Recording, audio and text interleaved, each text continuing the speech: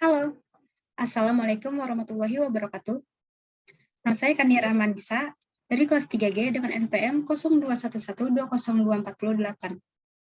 Saya di sini akan mempresentasikan sebuah pelanggaran etika bisnis pada PT Gudang Garam Tbk. Profil. PT Gudang Garam Tbk didirikan oleh Suryo Wonowijoyo pada tanggal 26 Juni 1958. PT Gudang Garam Tbk adalah sebuah merek atau perusahaan produsen rokok populer asal Indonesia yang bermarkas di Kediri, Jawa Timur, Indonesia. Pembahasan. Dalam iklan, kita dituntut untuk selalu mengatakan hal yang benar kepada konsumen tentang produk sambil membiarkan konsumen bebas menentukan untuk membeli atau tidak membeli produk itu. Iklan dan pelaku periklanan harus yang pertama, jujur, benar, dan bertanggung jawab. Yang kedua, bersaing secara sehat. Yang ketiga, melindungi dan menghargai halayak, tidak merendahkan agama, budaya, negara, dan golongan lain, serta tidak bertentangan dengan hukum yang berlaku.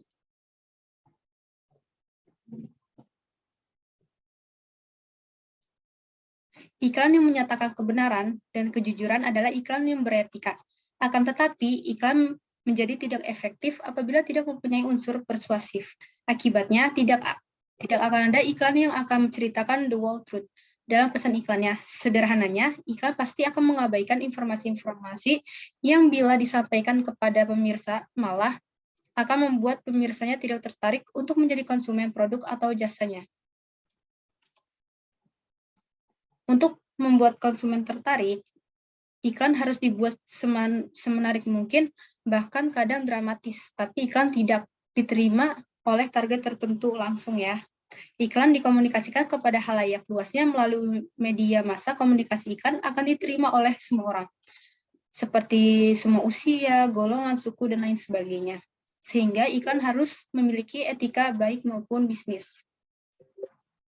Dalam dunia periklanan, para pelaku iklan mempunyai sumber daya manusia yang mayoritas memiliki tingkat kreativitas yang unik dan menarik, yang dapat divisualisasikan dalam bentuk visual seperti video, gambar, ilustrasi, dan tulisan, ataupun dalam bentuk audio suara.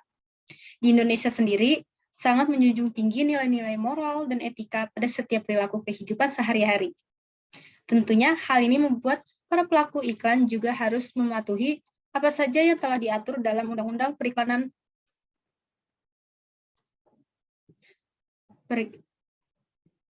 diatur dalam Undang-Undang Penyiaran atau Undang-Undang Pariwara Indonesia yang telah diatur agar sejalan dengan nilai-nilai sosial budaya masyarakat.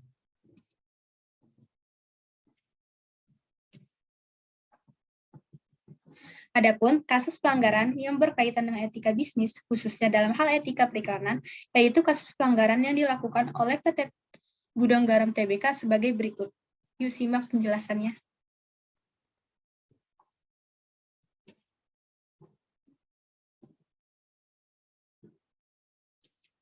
Pada program siaran iklan Niaga Rokok Gudang Garam yang ditayangkan oleh stasiun TV One pada tanggal 10 Mei 2014 pada pukul 19.43 waktu Indonesia Barat.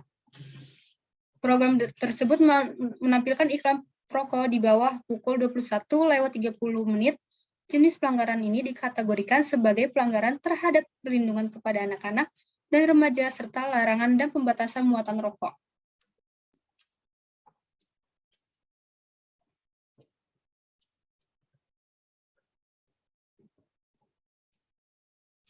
Nah, berdasarkan pelanggaran di atas, KPI Pusat memutuskan menjatuhkan sanksi administrasi teguran tertulis kedua.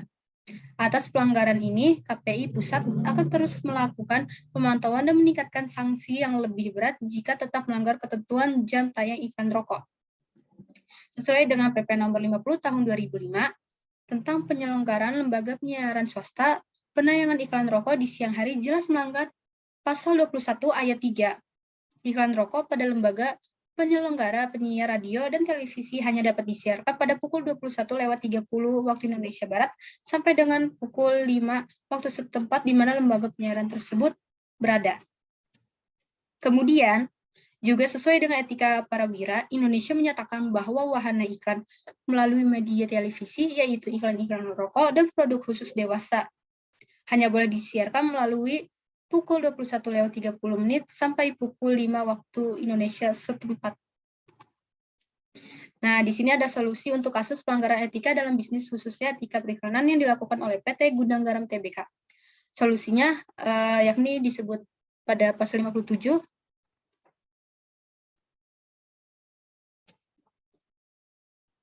Lembaga penyiaran swasta yang menyelenggarakan siaran iklan rokok di luar ketentuan sebagaimana maksudnya pada pasal 21 ayat 3 dikenai sanksi administrasi berupa denda administrasi untuk jasa penyiaran radio paling banyak 100 juta rupiah dan untuk jasa penyiaran televisi paling banyak 1 miliar rupiah.